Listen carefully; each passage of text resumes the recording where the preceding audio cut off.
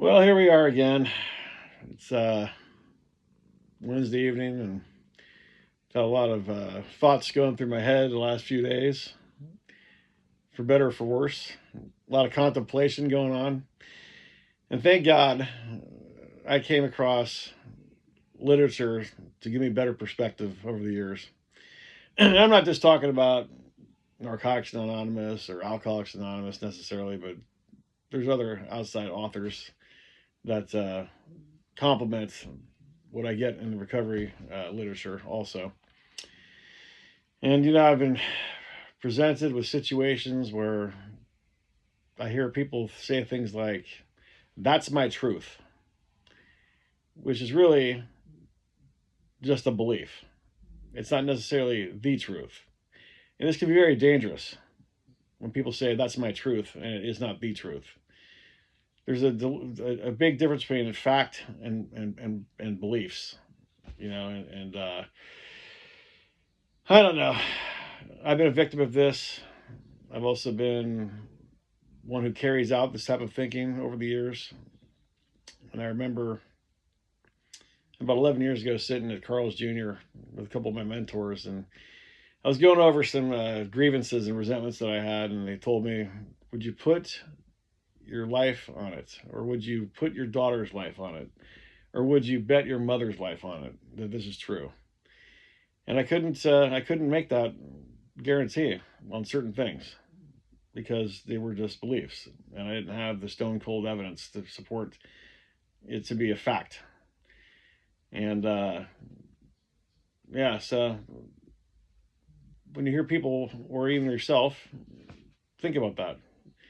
When I say this is my truth, is it really the truth? Because it can be a very, very dangerous way of thinking. We could be overly optimistic, or we can also be overly pessimistic. So that's all I got to say about that. But it makes me think about, if you ever read Tradition 3 out of the basic text, it's on page 65. It says, desire is the key word. Now, if you don't know what Tradition 3 is, because you're not in the recovery community, that's okay. But it basically is the only requirement for membership is a desire to stop using. Okay? So it says, desire is the key word. Desire is the basis of our recovery.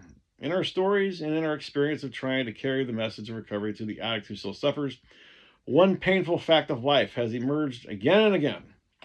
An addict who does not want to stop using will not stop using. They can be analyzed, counseled, reasoned with, prayed over, threatened, beaten, or locked up, but they will not stop until they want to stop. The only thing we ask of our members is that they have the desire. Without it, they are doomed, but with it, miracles will happen. So let's put away substance abuse for a minute. This could also be in our thoughts, in our desires, in our habits, in our defects or flaws of character. All those things I just mentioned can happen to us, but if we don't want to change those things, we're not going to stop thinking and acting in certain ways. It doesn't matter. And in the big book, it also talks about things being fancied or real. So I was in a situation recently where I was told that I'm not intimate enough. I'm not curious enough. I don't ask enough questions. And unfortunately, it cost the relationship. Now, there's a book that I read several times now in the last few years. I think around 2011 might be the first time I picked it up. The author is named Don Miguel Ruiz. Now, many of you know him for being the author of The Four Agreements. Well, Don Miguel Ruiz wrote this book called The Voice of Knowledge, and it talks about these lies that we tell ourselves, or these beliefs in our inner minds that change our perspective and change our reality. And hence, we create our own reality with our thoughts. And sometimes these thoughts are not true. So I'm not going to tell anybody what to do, because we're all going to do what we want to do deep down anyway. But for me, one of the quotes that stands out the most in my situation with this lack of intimacy He said, to give to one another and receive from one another is the purpose of a relationship. We don't need a lot of words. When we share time with someone, what is important is to communicate with feelings, not with words. But if we want to share words, we don't need anything complicated. It's just 3 words. I love you. That's it. What makes you happy is not the love that other people feel for you, but the love you feel for other people. Now, I wish this individual could embrace that, but unfortunately, it might be too late. And this person and many others suffer from this type of thinking. And I know I have in the past also. You know, many people told me over the years I was overly optimistic, and that makes sense too. You know, it's kind of like a paradox. It's like,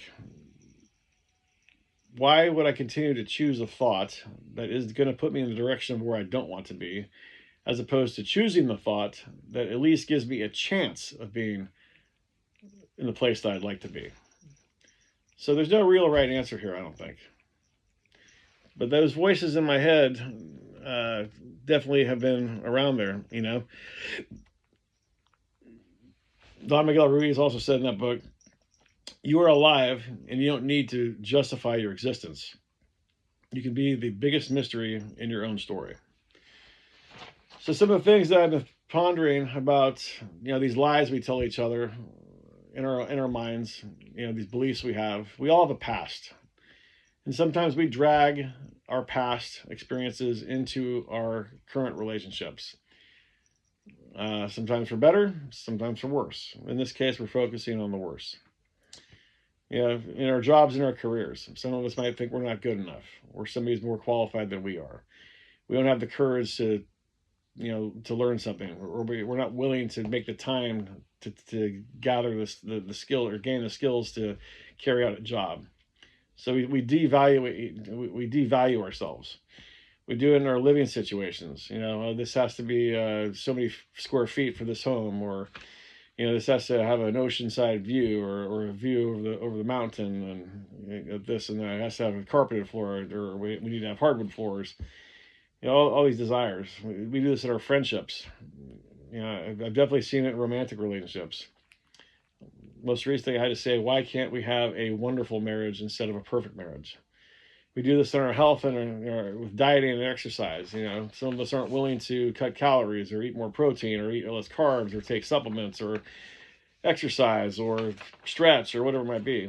Right now, I'm going through a time management issue, and I need to start, you know, making more time for exercise, not so much for bulk and weight loss, but more for flexibility and mobility. I drive a lot. It's affected my back and my hip. So I gotta start rationalizing uh, for the better.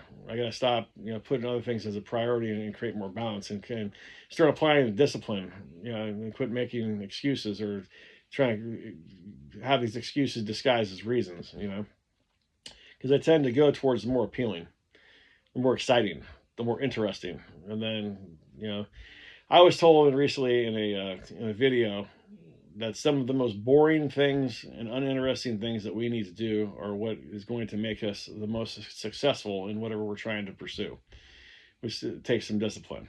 You know, it was about pro athletes. You know, some of us have gambling issues, sex issues, thrill seeking issues. Um, we try to acquire things to validate ourselves, keeping up with the Joneses, some might call it.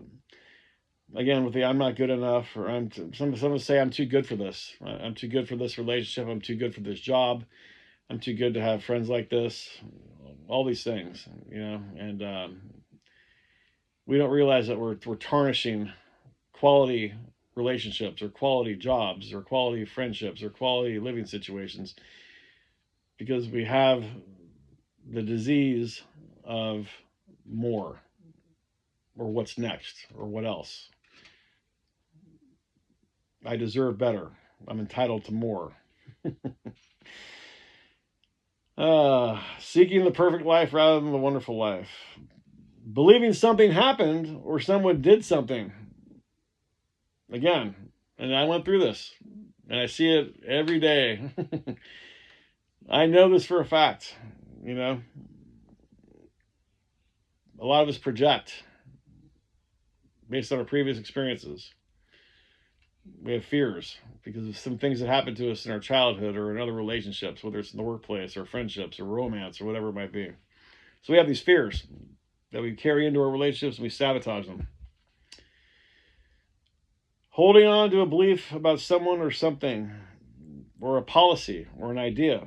You see this a lot with this nonsense in the political world in the United States. Being attached to these beliefs, attached to politics, being a fanatic of something. You see it in sports. You must hate fans of the other team. Like it's life or death. A strong desire for someone to behave in a certain way or change, or a desire for something to happen, like an event. Again, projecting the past experiences with others onto another person and making these assumptions. These are all very dangerous things that I had to consider. And then thank God for the voice of knowledge, you know, to point these things out to me. Another quote, he said, Don Miguel Ruiz said, "You don't have to try to be good. You just need to stop pretending to be what you are not." You know, it's like for me, I'm in a situation now where I've been dancing along behaviors and experiences that I was going through, let's say 5 years ago before I got married. And I'm just not that, I'm not that person anymore. And it's frustrating, but you know, I can't make people do what I prefer. He says, the voice that says, "That's the way I am," is the voice of knowledge. It's the voice of the liar living in the tree of knowledge in your head. You hear people say this all the time, blaming their ethnicity on things. Well, of course I talk with my hands, I'm Italian. Or of course I raise my voice, you know, I'm Italian. Of course I drink this much, I'm Italian. Of course I like wine, I'm Italian. All these things we connect to our culture, like where our culture came from, means that we can't change our mind. We can't change the way we speak.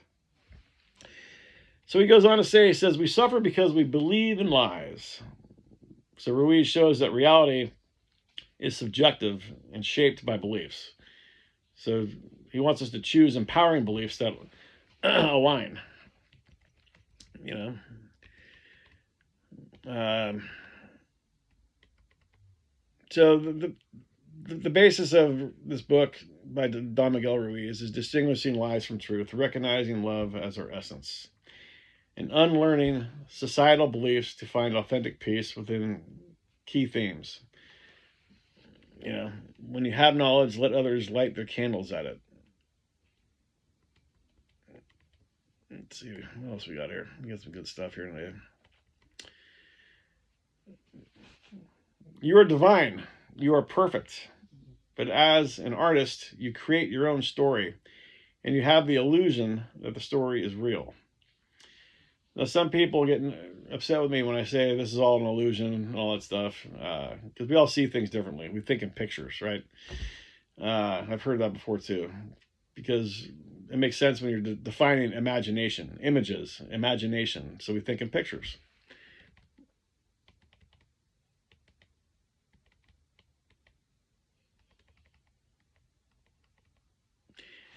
This was a little tricky one, though.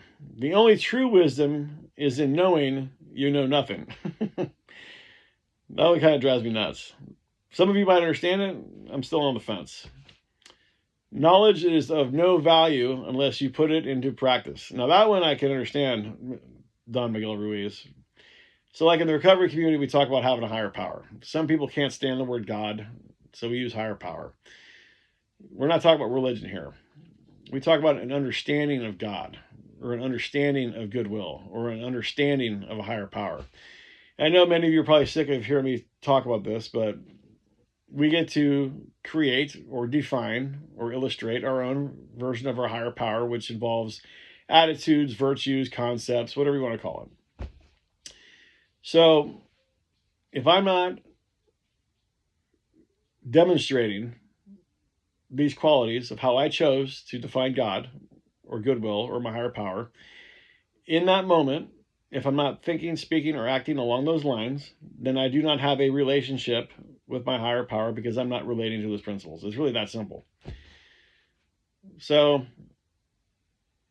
I don't like living in doubt and fear, and I believe in the power of the human mind. But some people have a lot of untreated trauma that they just are not willing to let go of, and they bring it into relationships. And I'll tell you what, man, I've been in the recovery community for 18 years. And outside of the rooms, you start to get to know some people. And I like to observe. I like to observe behavior. I try not to analyze because I can drive myself nuts trying to analyze people. So there's a difference between observation and evaluation. The dangerous part is this is a program of attraction, not promotion. And some of the most good looking, attractive, well spoken people who speak with so much conviction, they're able to gain the confidence or convince somebody of how they are and how they're feeling and how they're performing, talk about themselves, but their insecurity is so blaring that they're lying to themselves. Again, this goes back to that voice of knowledge because they're so stuck on a belief that isn't true. And whether it's a fear or they have a resentment towards somebody or they're just not willing to accept that maybe they're wrong about another person. And this could be celebrities, it could be politicians, it could be your family, it could be whatever. That stubbornness or obstinance creates havoc and misunderstandings, and they blow opportunities. Some people might call them con men, not all of them. I know that I remember, let's say, 10 years ago, I'd put together a couple months substance free. It'd sound really good. And then my daughter's mom would do or say something that would make me go nuts. And I'd be off and running on a tear and back in the hospital. So I went through that phase too, where I was so convinced that I was okay and better and growing. But when the rubber hit the road and when I was in the face of adversity or in the middle of a challenge or a conundrum or uncertainty, I didn't want to face it. I didn't want to feel it. I didn't want to take action. And just like Don Miguel Ruiz just said, knowledge is of no value unless you put it into practice. So I defined a higher power, I defined goodwill, I defined God's will, and I did not put it into practice. I wrote about it, talked about it, acknowledged it, but I didn't practice it. And I suffered. And I had a lot of brilliant opportunities over the years, and I let a lot of people down, and there's a lot of misunderstandings. And I'm watching people do it every single day right before my eyes. And it's all right, because I don't need to be their judge, their jury, their executioner. There's a book out there called Let Them. I haven't read it yet, but I read the synopsis, and that's where I'm at. Sponsorship has helped me out with this. Let them. I want people to be able to draw their own conclusions, use their intuition. Like right now, some people's delusion, they're calling it intuition. It's okay. I've been there. Sometimes I still think I'm there still, Maybe I'm overly optimistic with people. I don't really know. But I don't know. I wish things could be different in many situations. But I was a burden to many people over the years, and they probably said the same thing about me. So it's all good. The acceptance is the hardest part, but I definitely got the forgiveness down. The forgiveness I got right down. So I don't know. everything is going to be all right. But I know for sure that at one point in all of our lives, if we're truly able to put our pride aside, at one point, it might take years, it might take us a couple of weeks, it might take a couple of months. We're going to have to look in the mirror at somebody that we feel let us down or did us wrong. And we're going to have to look in that mirror and say, maybe I was wrong about that person. Just maybe. Not definitely, but just maybe. Isn't that right, baby? Oh, she's a good baby. Anyway, I think it's enough out of me. If you're an addict, read over Tradition 3 out of the basic text. Just a recommendation.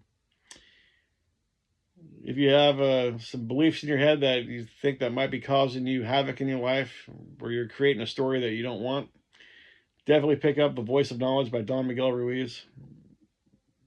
That's a suggestion. It's a short read, and I guarantee you'll like it. And you might have some revolutionary changes rather quickly. So I think it's enough out of me. And the best part is, the only thing that's for sure is anything I said today isn't definitely for sure. Y'all have a good night, and thanks for taking the time to listen to this information.